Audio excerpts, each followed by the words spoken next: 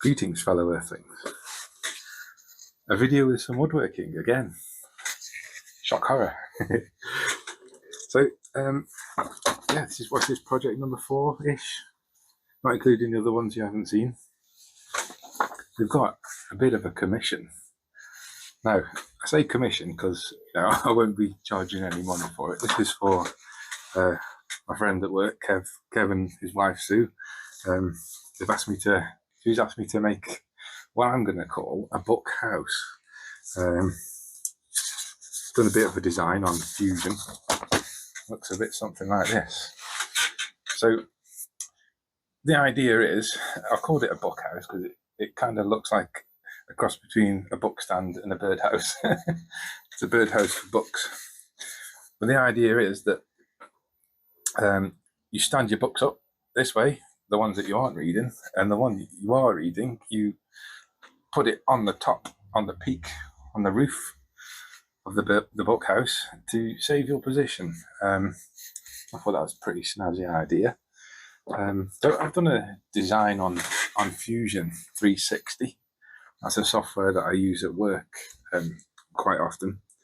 Now, some things I have designed on Fusion woodworking kind of things, but others I just sort of winged it, and that's quite fun. Like the birdhouse that I made, the bird feeder.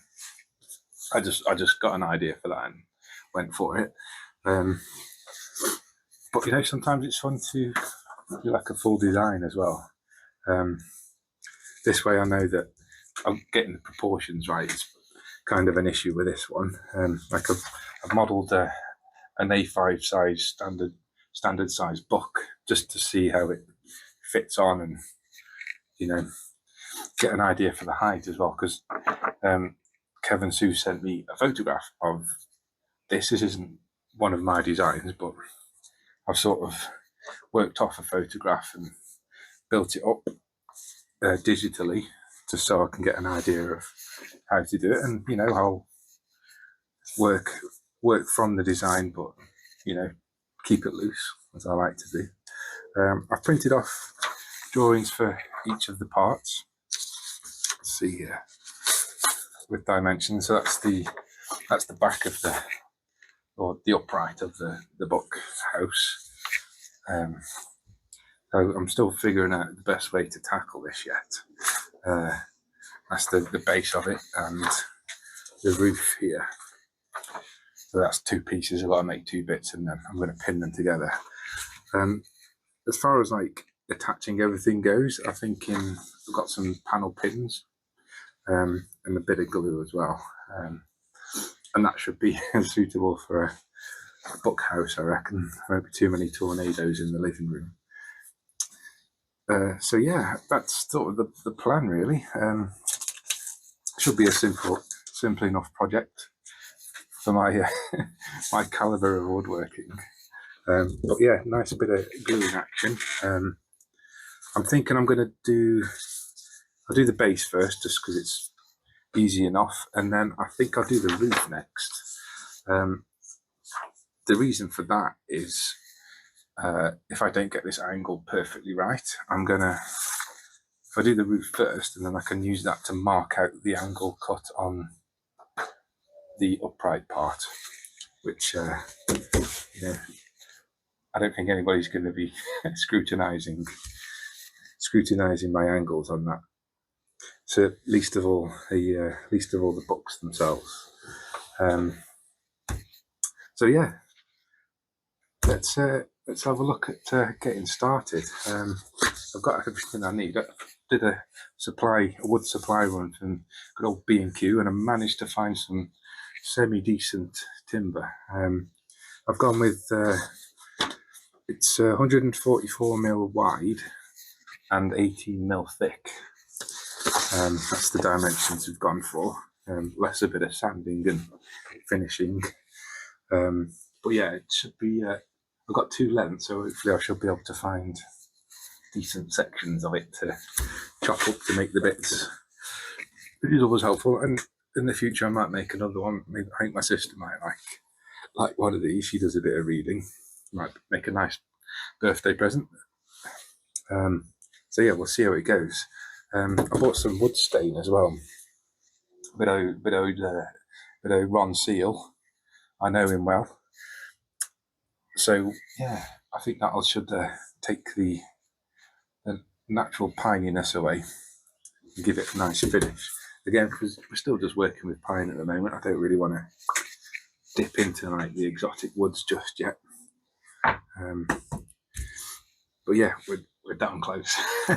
I'm really looking forward to working with some exotic wood actually, because you know when I bought that English alder for the mallet, it felt better working with it, if that makes sense, compared to like the crappy pine that you get from general DIY stores and timber merchants. But you know, some of it's quite decent if I can get a good straight bit. It is easy to work with pine, I've noticed. Working with the hardwoods, it's just like sawing through them. It's a bit of an arm maker, but that's okay. No power tools apart from some power tools. I can feel the power tool thing slipping. I'm already considering getting some cable laid down. But, yeah, that's for the future. Yeah, cool. I'll get you into looking at the wood and see what wood we've got and see if we can find any nice sections. So, I was thinking about using this area here for the roof. So it's got the pitched roofs kind of thing. So if you look here, there's about 140 mil. So the idea I'm thinking is if I cut one piece out and then the grain, if I do the grain the right way, it'll sort of follow over the top of the roof, if you know what I mean.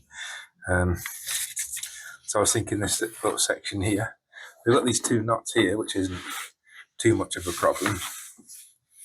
If I aim down the middle of those, I think this should be a nice little grain pattern to, you know, follow over the contours of the roof. So I'm just going to mark that out quickly. If I go in the middle-ish there, say that's 140, and that one is 0 millimeters, please, and a 280 there. I'll describe those lines over quickly so I know where to cut. Let's do this.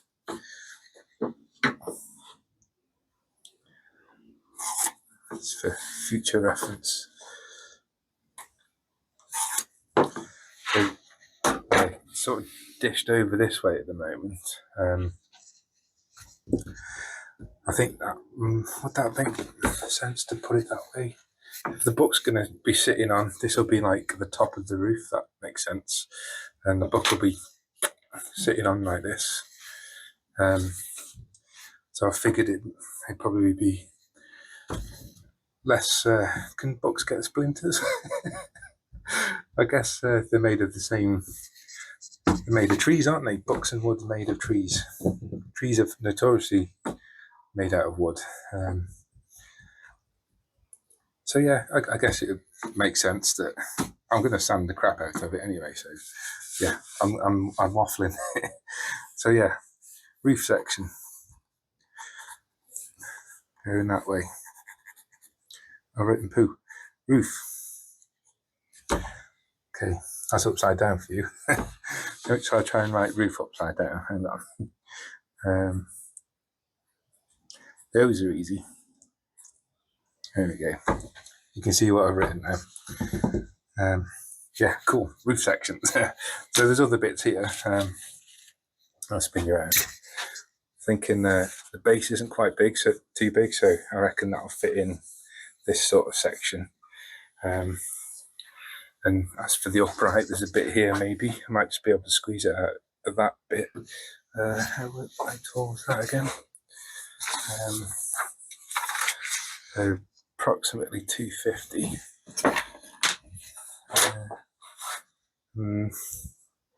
Just a little bit out. There's a knot there. I don't know if it's unusual have this many knots in a piece of wood. But I guess that's how it's grown nowadays. But yeah, we'll just have to deal with that. We'll find a section, 250mm. Probably that bit will do it actually. I've got those couple of knots there, but that might look pretty good. Okay, yeah, I'll mark those other bits out and then I'll do some chopping. Right, so this is the plank of wood that we've got to make this book house. Again, I sort of searched through every single bit they had at B&Q just to find a decent bit. It seems like the good bits tend to go quite soon. Well, yeah, I just saw these two pieces. I've got another piece as well. Nice to have a bit of a stockpile. But yeah, it seems pretty decent. I'll get you a shot down the length of it. There's slight warping and cupping. I'll show you this way. Yeah, not perfectly straight, but that's certainly better than some pieces of wood that I've seen for sale for not too cheap. I think this was 12 quid each for these bits. It's pretty shocking, really, considering the quality of them. But you know, it is what it is. I should get some decent projects out of these, and I can plane the cup out to some degree at the expense of a bit of thickness. Like I say, there's nothing too critical about the dimensions I'm going to be using, so I'm not too concerned about that.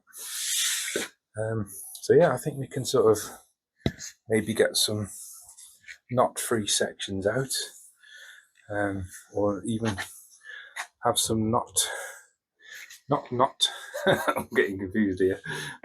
Some sections with knots in for a bit of character. That's always never a problem. We'll take the sticker off though.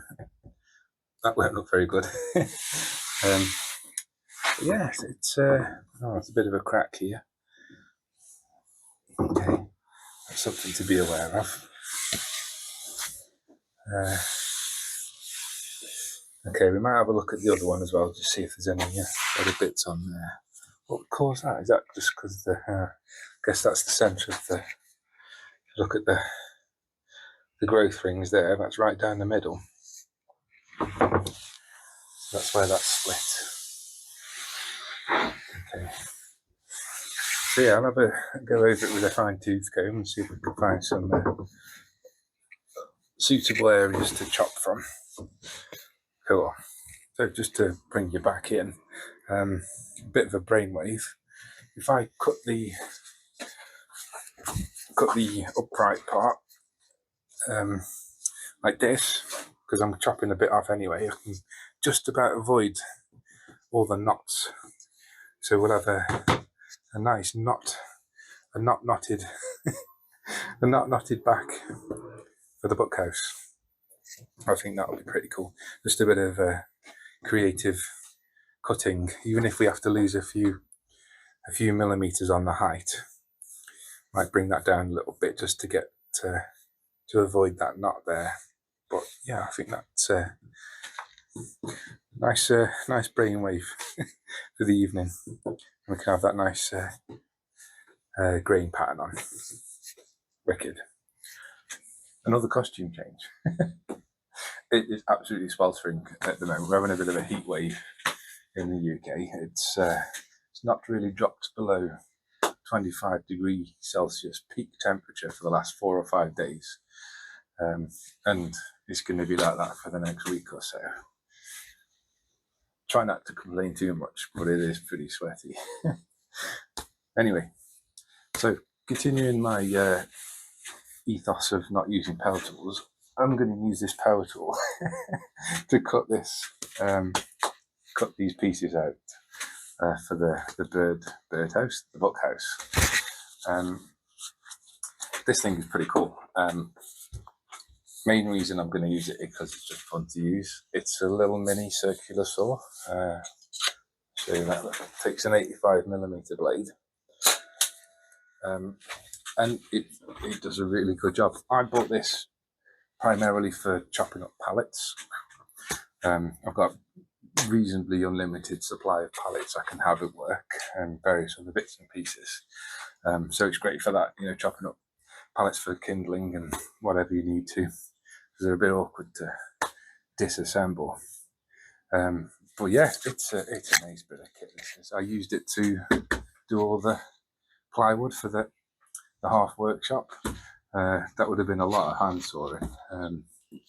18mm plywood, probably about 30 foot worth of cutting. Doesn't sound great, and also it gives a decent cut.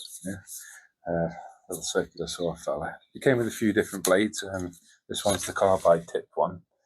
I've only used it in wood so far, but that's what it's designed for, I suppose. It came with like a classic circular saws, classic wood saw, and also a diamond edged one. But I don't think I'll ever use those because I've got a normal angle grinder that I can use for cutting stone and things like that, in metal, obviously. But yeah, it's a pretty good bit of kit. There is a legitimate reason as well why I'm using it. The width of the blade, the kerf width, is only 1.3 millimeters, so you get a very fine cut on this. And the reason I'm leaning towards that is for the roof section. Remember I explained about having the grain match as it goes over the roof. I figure if the cut between the two pieces is thin, then there shouldn't be as much, the grain should match better as it goes over the top, or closer match anyway. That's the theory. But yeah, I think I'll get set up. I've got a little clamping fixture I haven't shown you yet. That's pretty decent, shop-made clamping fixture. That should hold it pretty tightly. Also, it's got a laser beam attached to it. That's always good. Dr. Evil would be proud of me, I think. So yeah, we'll give it a go. Sorry for lying about that. Only hand tools thing, but yeah, we will use him. I have got a new tool today. I'll show you that in a separate video, but that's pretty cool. Yeah, I'll get set up and we'll have a look. Okay, so this is the hold down fixture that I've created.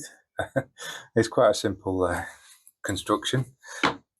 It's all made out of plywood. There's a backstop at this end, and this front stop is a two tapered pieces. And the idea is you put your workpiece here and give it a knock, and that lateral force grabs and pinches the wood and keeps it in place very effectively, I might add. I use this to do hold all of the workpieces for all the shelves and the uprights of the bookcase. I didn't have any holding issues whatsoever. So yeah, it was a very good fixture that was created. It's held down by 2 screws here. I'll just pop those suckers in. Seem to be a sufficient amount of holding. At the time, a lot of the pressure was,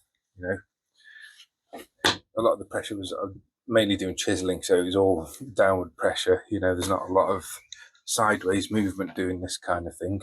I have done a bit of planing as well on it. That's quite good for accessing the whole area. But I think in this instance, it's going to be super useful for chopping the bits out of the wood, the plank for the bookhouse. The other benefit is it raises it off the workbench, which is good, so you don't chop your workbench to bits. Yeah, wicked. The only caveat is that you have to sort of space the wood out. Obviously, it's designed for a large capacity of wood, but that just means you have to find a couple of pieces to bridge the gap, as it were. So yeah, let's have a look at this. So yeah, if you get the wedge in place and just give it a little tappy tap tap, she ain't going anywhere. As you can see, it's reasonably well held, and all we're going to be doing is taking a little chop off there. Not a great deal of force is involved with this operation. So yeah, let's have a go at it. Earplugs at the ready. I've tried tasting one of these. They're not very nice to eat. They look tasty, but unfortunately they're only for ears. Okay, let's give it a go. Oh, there's a little bug. I won't be standing there, mate, in a second. Okay, mini circular saw engaged. Laser sight in place. Oh, there's an issue. Hang on, we'll have to reset. The guard on the saw is hitting the stop, so I'm just going to shift it out a bit further. It's not too much of a problem. Just have to make sure we're far enough away. Okay, Timmy to the rescue. Okay, let's give it a go. Laser light in place.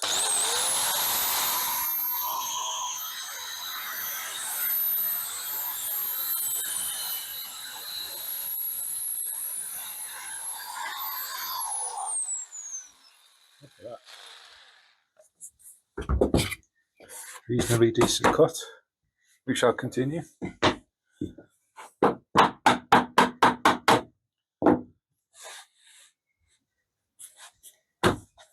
I'll just blast through the whole thing. I've got it all marked out along where I need to chop. Another one.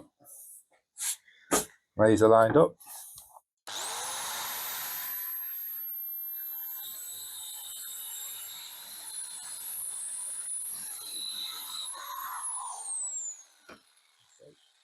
That's the base.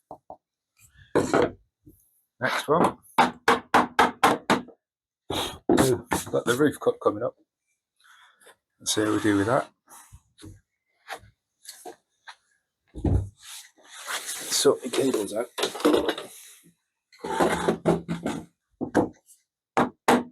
Oh, wrong way.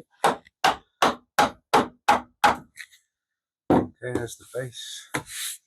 First roof cut on the side.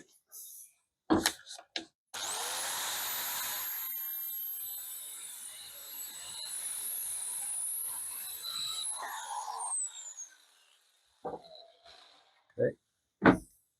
Scrap piece for later. The critical roof cut.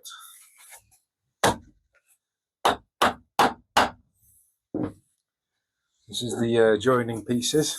You can see that pretty much. Just sweep you around a bit.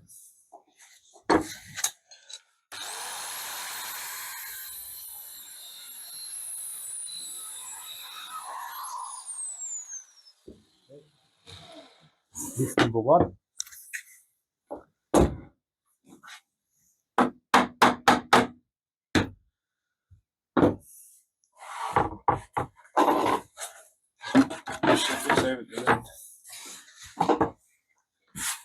So that's just another piece of plywood at the same height as the fixture, just to keep everything level.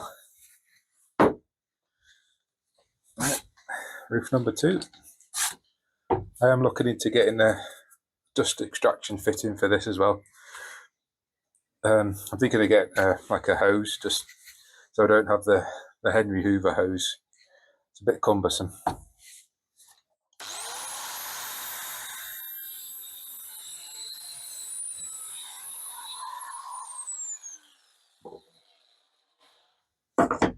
Second roof piece. Right, I might have to move some stuff out of the way for this next bit.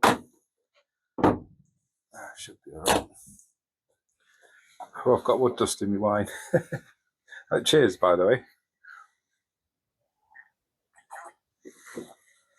As a sign of a true carpenter. Not bothered about a bit of sawdust in your fizzy pop. Oh, spin that round actually. sensible. So this is the last piece. This is the back.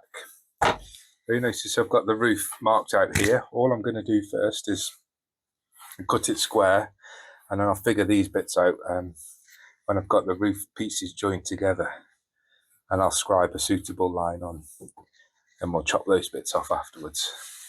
Okay. Final piece. It's ace having this laser line on. Sometimes I have put like a straight edge on to run against. That works quite well as well, but we'll just wing it here.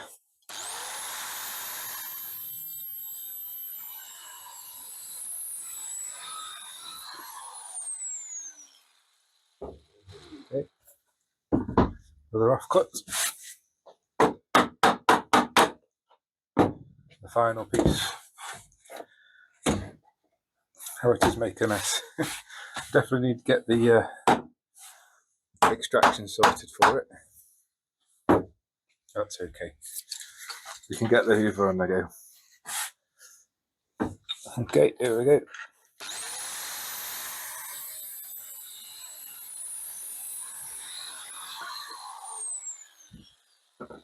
Okay, job's a good one. So those are all our pieces roughed out. We can look into polishing them up and get them to finish size. Yeah. The final costume change. Okay, so I think we'll leave it for this video. We're about half an hour or so already. All the bits are chopped up. Roof bit, base, back.